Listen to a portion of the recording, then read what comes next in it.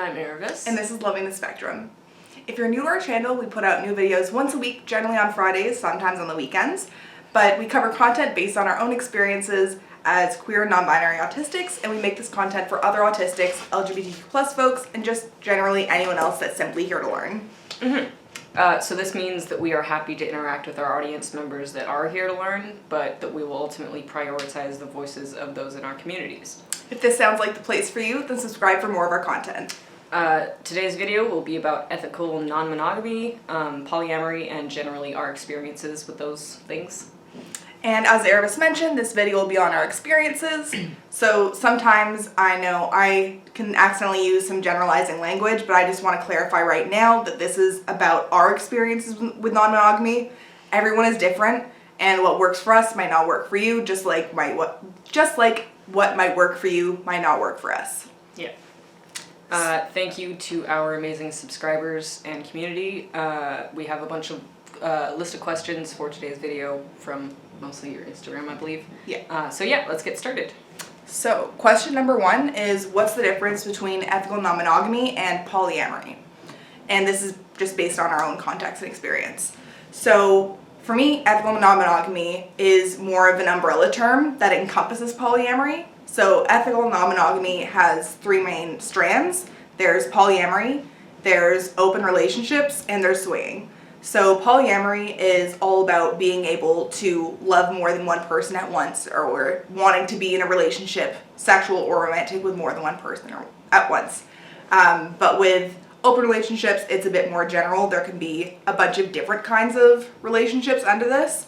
And then swinging is more about people that are generally married, having sex with other people, or bringing those outside people into a relationship, generally for sex. If you have any other definitions for those that you think are more encompassing, definitely leave those in the comments below, because I'd love to hear others. And do you want to go on to number 2? Yeah, so question number 2, how did you decide / when did you know that polyamory was right for you? So they are the one that kind of sparked thinking about it for me, and you can explain how you got to that conclusion first. Yeah, so our whole relationship has always been open and always been polyamorous. For me, all of my relationships up until now had been, for both of us, for both of us, had both been monogamous. I'd only ever been in like one serious relationship, but even just like dating before that, I had always thought that I was going to be in a monogamous relationship, just because that's kind of the relationship style that you're taught, and I didn't really know that there were other options. But a few years ago, I started learning a bit more about polyamory, and I had a couple friends that were poly, and I just started learning about it a bit more. And as soon as I learned about it, I was kind of like, oh, yeah, that makes sense. Like, yeah, like it never seemed like something I had to work through. Yeah. Or like, it was never something that took effort for me. Once I realized it was a thing, it kind of made sense, because my ideas of relationships have never been about like possession or jealousy or those things. Like, that's never really made sense to me. So when I've been in past relationships where people have done things, or like people have made comments where they thought I was gonna get jealous, I was like, am I supposed to feel something? Like, I don't. But yeah, so I was definitely the one that brought it up. It was like, we were a few dates in, and I really liked them at this point, but I knew that whatever relationships I was going to pursue going forward, I knew I didn't want to be monogamous, because I wanted to be able to continue meeting more people and like experiencing different relationships, and and especially just realizing that you wanted to be poly. You don't want to immediately get into a relationship with someone that you know wants to be monogamous, because that, I feel like that just is a breeding ground for resentment in terms of like you not being able to live your life the way you want to. Yeah. Kind of. But yeah. So what was it like for you when I brought it up? Well, so we have similar experiences in our dating history, in terms of like one main like serious relationship that was monogamous, and speaking for myself, there were a lot of traits in that relationship that would fall under the toxic monogamy umbrella, and a lot of those specific instances were around my partner at the time trying to make me jealous and then getting frustrated when I wouldn't respond the way that they expected with, like, you know, jealousy, which is apparently a desirable trait. We'll discuss we'll get into jealousy confusion a little bit later. But so for me, those specific instances when that ex-partner would try to bring up feelings of jealousy in me were really interesting because I didn't feel that. I would sit there and I would think about it for a little bit because it was very obvious that my partner was trying to make me jealous. I was like, okay, clearly this is the intention, but all I'm feeling is just a little bit sad because you established that you wanted to be monogamous, but now you're like getting your the support you need elsewhere anyway. Yeah. And so I would like run through the emotions in my head, be like, okay, like, I'm not jealous. I'm just confused and a little bit bummed because this isn't what we discussed in the first place. Yeah. Like if it had been established. Exactly. And that's what I realized. Because that's like, what... In thinking about it back then, I was like, okay, so if I were in the situation where my partner was open about it and was like, hey, I want to also date other people, I would be completely fine with that because, like, presumably the person I'm dating is someone I really like. And for example, Autumn, like, it makes me really, really happy when they go on dates with other people because I know that other people are getting to meet them and see how cool they are. And, like, especially experiencing them as a partner is, like, a very specific kind of amazing. And I feel very happy that other people in the world get to experience that. But yeah, so in that initial monogamous relationship, I hadn't thought about any situations of me dating other people because that, like, was, if I even brought up an inkling of that with my ex-partner, that would not have been good. But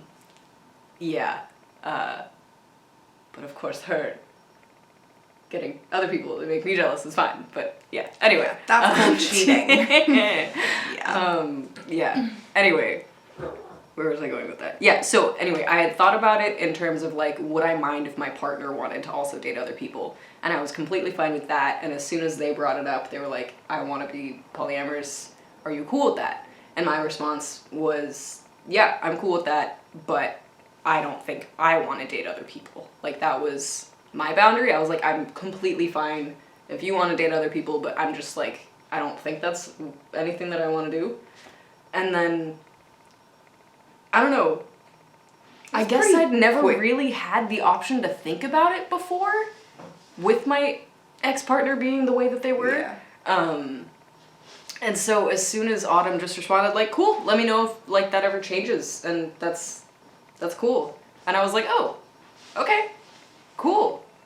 And then it was, I don't know, it was pretty established that, like, communication was the one rule going forward. And yeah, I guess the first step was I just didn't delete Tinder, and then I was like, I guess I can keep swiping? Cool, this is fun. Yeah. And then we were poly. Yeah, I don't know. Practically, it wasn't that hard. You just keep dating people. Yeah. Yeah. Anyway. Yeah, because, like, for us, there was never a point that we were monogamous first. Yeah. So there was never, like, that a backpedaling of things. I think that definitely helped. Yeah. Because, like, we were both still going on other dates when we had this conversation. So, like, we were still already seeing other people at the same time because I wanted to have that conversation very early on because I liked you and I wanted to make sure I knew if you'd be into it before I got my hopes up. But, yeah. So, next question. Were there any resources that helped us understand our sexuality? Like we mentioned, like, we didn't really do much research or anything at the time. It was mainly just, like, talking to each other and figuring out what we were comfortable with and talking to other friends that were poly. Yeah. And then now we're listening to an audiobook. What's it called? The Ethical Slut. Yes. Yeah. So we're listening to that right now. We're really enjoying it. Mm-hmm. Question 4. What are some of the best and worst parts of being poly? I'm going to do worst parts first, because I feel like I have way more best parts than worst parts. Yeah, go for it. I would say worst parts are mainly the stigma. Yeah. That's honestly the main part. Yeah. People automatically think that you're a bad person, that you're, like, just generally a bad person, that you're just, like... Very, very promiscuous sexually, which is, like... It's hard to even... Not necessarily the case, but also if you are, why do people care? It literally doesn't... Like, it's hard to even explain, like, the stigma around it without getting into just all these other things that also just need to be unlearned, because people are going to be like, oh, you're such a slut, and I'm like, okay, well, that's... So what if I am, and if that's even a thing? Like, I just, like, yeah, there's so many parts to it, but stigma is definitely the worst. Yeah. What's that word for, polysaturation. Yeah, it's when you are at your, at your limit in terms of emotional capacity with partners. Or just like physical capacity, like you literally don't have the scheduling options for more partners and you wish you did, but you just straight up can't. And that's something I was experiencing for a while with just one partner. Like that's, you could be at your polysaturation level with just one partner. I'm like, especially because even just like looking at dating apps, they can be so overwhelming because it's literally just, there are so many people that even if you only have one partner at the time, it can still be very overwhelming, just the amount of people that there are. And I think that's one really huge misconception about polyamory and ethical non-monogamy is that you like have to be actively dating other people and have multiple partners in order to call yourself that or to like to be that. And like, I mean, we've been in quarantine for a year. It's not like we've been going on dates. Yeah. But we've still been poly the whole time, just because we're living together in, like, a functionally monogamous situation. Doesn't mean that we are. Yeah, because I'm, like, not even. Because, like, for me, I really like the term nesting partner. Because I don't really like... For myself, I don't really like hierarchies in terms of saying, like, this is my primary and these are my secondaries in terms of, like, ranking them. Just in my mind, that's, like, the way I think about things. But I really like thinking of, like, nesting partner in terms of, like, this is the partner that I currently live with and we have pets together. So, like, a lot of our decisions are going to be made together based on the fact that we currently have a home and, like, finances and stuff that are a bit more intertwined. Yeah. And, like, we're also engaged, so that's going to be, like, another aspect of, like, our specific relationship. But yeah. And then in terms of pros of being poly and just, like, generally the best parts, Other poly just people. getting to meet, not having limits on the kinds of love that exist for you and, like, the people around you. Yeah. Like, learning that there doesn't have to be a huge difference between friendships and other kinds of relationships.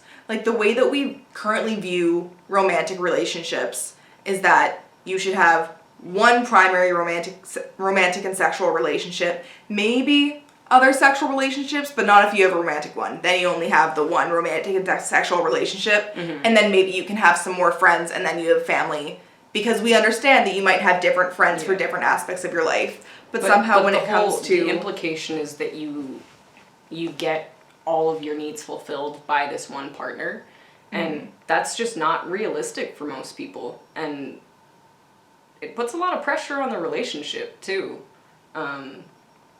If you feel like you're an inadequate partner just because you can't provide a certain area of like of support, yeah, because like there's so many different things that people can look for in a partner, and not every single person, like it can be very hard to find one person that meets every single thing on that list. Yeah, and that doesn't mean that you shouldn't get to have a partner that fulfills all those different needs, but that doesn't mean it needs to be one person, or it can be that one person all the time. Like, just like if you have different friends and one of your friends is currently in exams and they're super busy. Oh, good thing you have another friend you can hang out with that you can now go and like do bowling or something. I don't know. Like that's your activity that you really like doing together. Like there are so many different ways that we can have relationships with people and like so many different ways for relationships to be fulfilling, and I think it can hold a lot of people back by boxing our relationships in and just by continuing to follow the ways that we've been taught. Yeah. Yeah. That was a very long-winded answer. Yeah. Being poly is great. Yeah, I mean, I you just love it.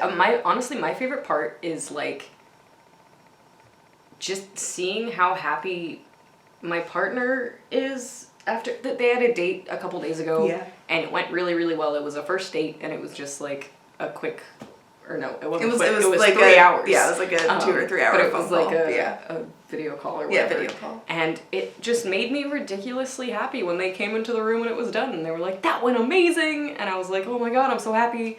And then I made them ice cream, so we went and then drove we drove to the and, person's like, house together. dropped it and off, dropped off the masks ice on, cream. obviously. And but, I waited in the car while they said hi to their date's dog and everything. Yeah. And it just like it was such a wholesome night, and everyone was so happy, and there was just, and because everyone was already like looped in on everything, like the person was established poly going in, like that's another thing about the pandemic, is that a lot more people have opened up and like realized things about themselves in their lives. So like when you're swiping through Tinder, there are a lot more people that are poly.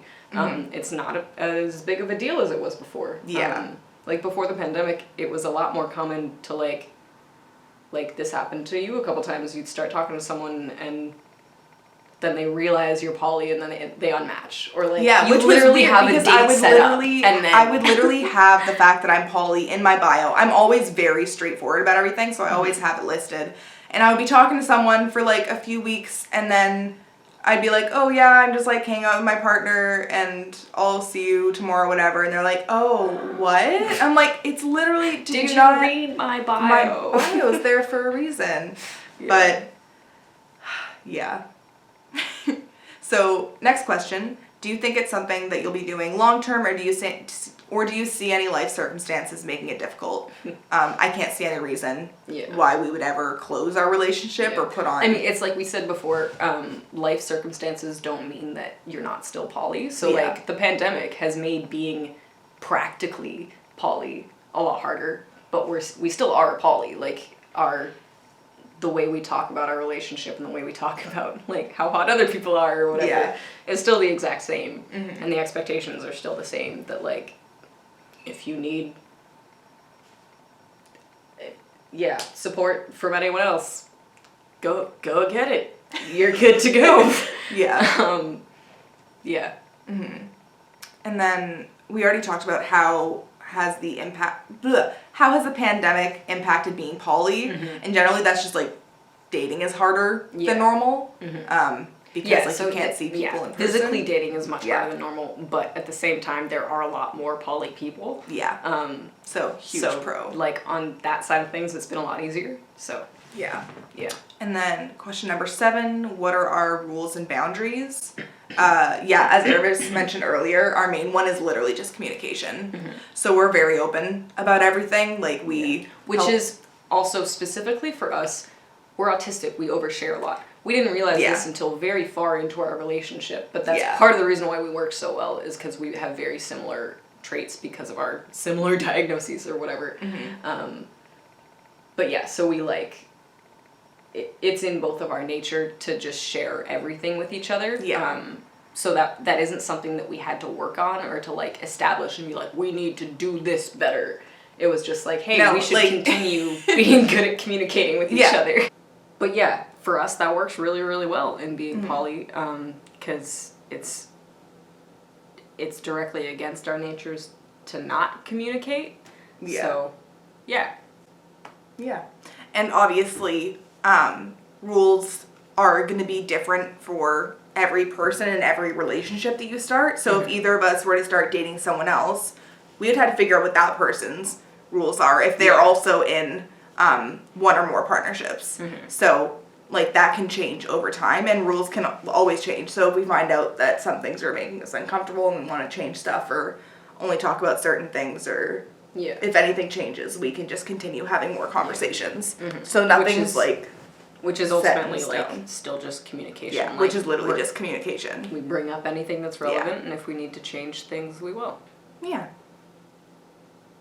Question number 8. Are you upfront with the people you pursue, date, etc. about your relationship status? What have their reactions been like? Both of us have our, like the fact that we're polyamorous and the fact that we're in relationships in our Tinder bios. I think we both also have like pictures of each other just being super upfront, like this is my partner. It makes things a lot easier, I find. And I'm like, generally we look for dating other poly people, so like generally I will only swipe on people that also have that they're poly in their bio somewhere to just avoid confusion and stuff. But yeah, generally like when I talk to other poly people and like figure out if we have like the same kind of relationship dynamics that we're looking for, like for me, and like we've generally talked about this, we really like kitchen table dynamics because those are generally just like very open and like you get to know your partner's partner. So that's like that's what you'd call your metamor. So if Erebus were to meet the person that I'm seeing, they would be like metamors. So for both of us, our ideal situation is knowing people in each other's lives and like being friends, because like if Autumn is dating someone, the likelihood that I'm gonna get along with them too is really, really high, because like in many ways we're the same person. We have like identical senses of humor and everything, so like I heard them laughing a lot on that video date the other day, so I was like, hey, I would probably get along with this person really well too. And it was so funny. I literally finished the date and I was like, oh my god, babe, they like Studio Ghibli movies. We're like, oh my god, what? Like,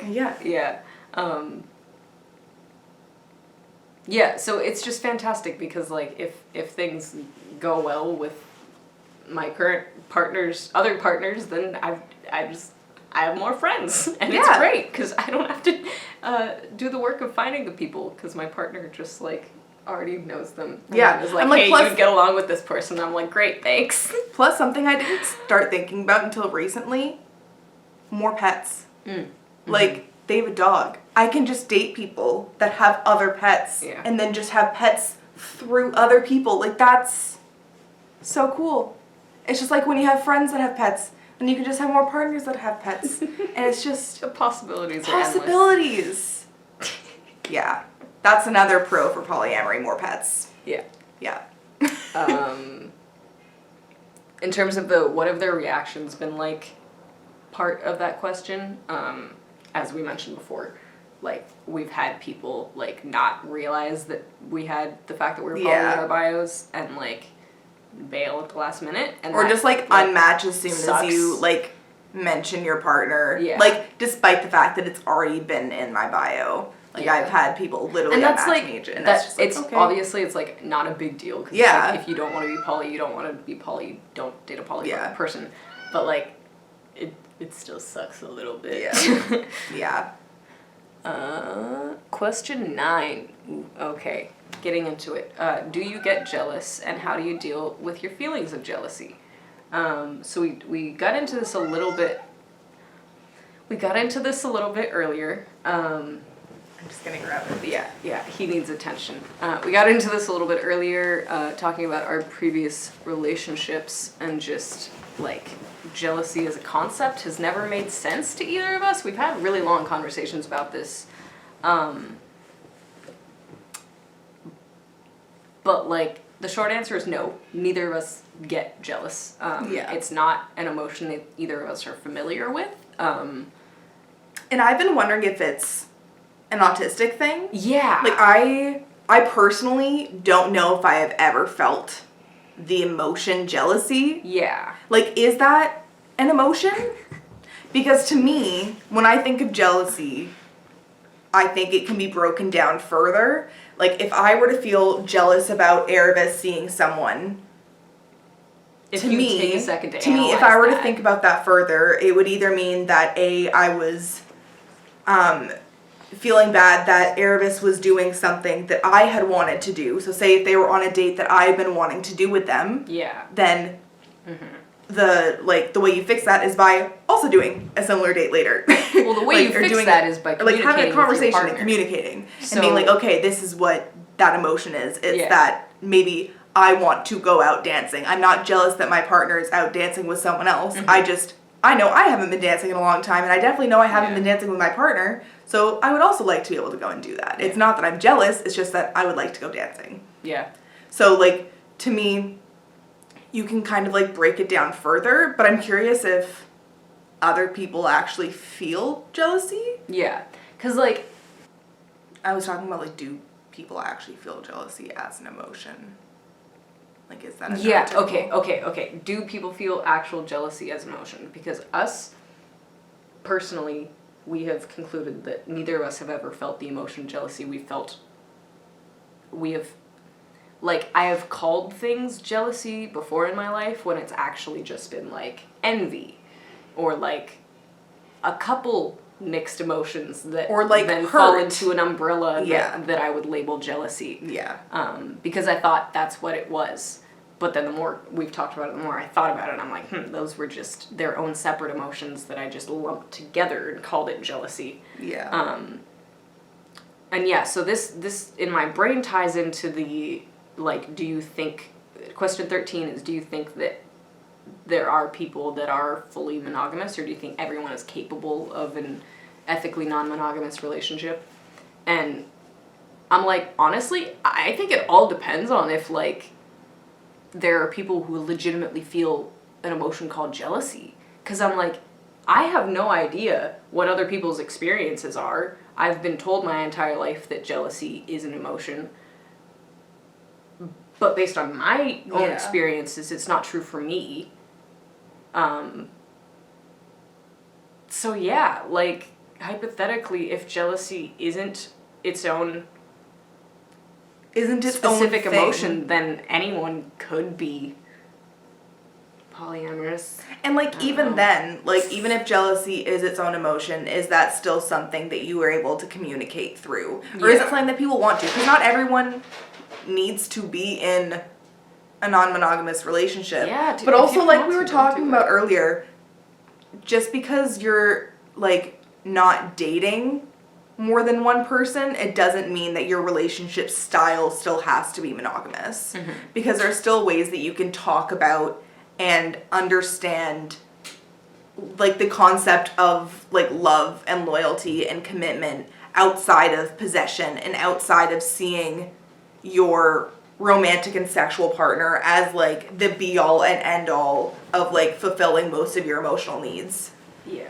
Because I think a lot of people, even in, like, especially when you get married, there's, like, this idea that your friendships are downgraded because you're now in this marriage, which has then been upgraded. The hierarchy, like, especially with, like, is a huge thing, I think. Yeah. And I think that's also why you personally reject the hierarchy primary stuff. Secondary partner dynamic, because it just feels too similar. Yeah. Yeah. Sorry, you can continue. Oh, I forgot where I was going, but yeah, that wrapped that point up. I just, like, zoned back in for, like, Yeah. one sentence and then jumped in completely. Yeah. We definitely got off topic for that question. Let's just jump to question 10. Do you ever see yourself falling in love with another person, / has this ever happened, / what happens then? Yes. For us, polyamory means, like, pursuing any kind of relationship that you feel compelled to with any person you want to. Yeah. The way I think of it is love isn't a pie. You don't have finite, like, 8 pieces of love that you can only dole out to those allotted people. obviously there are other limiters, as we've talked about before, like polysaturation, but in terms of like loving people, I have unlimited capacity to love people. Yeah. So, do yes. I have the time to go on Yeah. dates with 25 different people? No. At least I don't think I do. I'm very severely burnt out right now, but I don't think I have the capacity for that. I guess it depends on the dates. But If it they're, also like, depends. dates. Yeah. Then maybe. Literally, who knows? Because I haven't tried. But that was the first number that popped into my head. If you have 25 partners, great job. Yeah, good for you. That's honestly, I cannot do timing and stuff, so that would literally be too hard for me. But yeah, it's a good thing we live together. Yeah.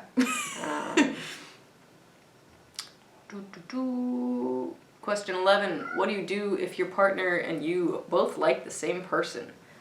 The first thing is figure out if the person likes either of us. Yeah.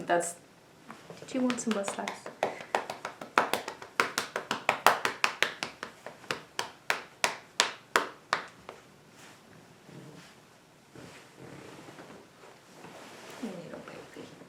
Little baby. Yeah, sorry. So the first step in that scenario is figure out if the person likes either of us. Because if they don't, then we don't have to worry about anything, and then we're good to go. And then, other than that, it's kind of just the same answer we've been giving, like communication. Yeah. Like, we would just have to make a much bigger point of communicating specifically about that situation. Yeah. Last question. So our last question is, what does it feel like starting a new relationship / new relationship energy? Mm-hmm. Yeah, so it's super fun. I personally think it's really fun just going on dates and meeting new people, and like when you meet someone that it really clicks with is just really fun. Mm-hmm. And it's just like, it's really nice to be able to share that with like your current partner too, and be like, ooh, this like fun thing is happening. Mm-hmm. And it's just like really nice. Mm-hmm. And I think especially because recently we've been talking about this a lot, how we've realized that communicating with other neurodivergent people is a million times easier a lot of the time. Mm-hmm. And so we've been able to be a little bit more picky in who we want to go out with. Mm-hmm. And so, dating other neurodivergent people is great. Yeah. Yeah, and like they said, it's a really good time for me too, because my partner is happy. And then you possibly get new friends. Yeah, exactly. The cats are really having a great time right now. Yeah, they got their zoomies. So we'll wrap this up so we can start playing with them. Yes. So to wrap this up, we have some questions for you. So if you can let us know what your answers are in the comments below, we would really, really love to read them. Yeah. So we have 3 questions for you. Yeah, and also, like, specifically if you're neurotypical, because both of us are autistic, so we don't know what neurotypical experiences are like. So question number 1, if you do experience jealousy, what is it like? And question number 2, if you're neurodivergent, do you think you experience jealousy differently than neurotypicals? And 3, is jealousy an emotion, or do you think you can break that down further? Mm-hmm. Like, is it more of an umbrella term? Yeah, kind of like what we discussed earlier. Mm-hmm. So next week's video will be about disordered eating and neurodivergence. So tune in next week to hear about our experiences with food hyperfixations, executive dysfunction, and other elements of autism, ADHD, and OCD that impact the ways that we're able to eat. So comment below any questions that you have for next week, and as always, like and subscribe to stay updated. See you next time. Bye!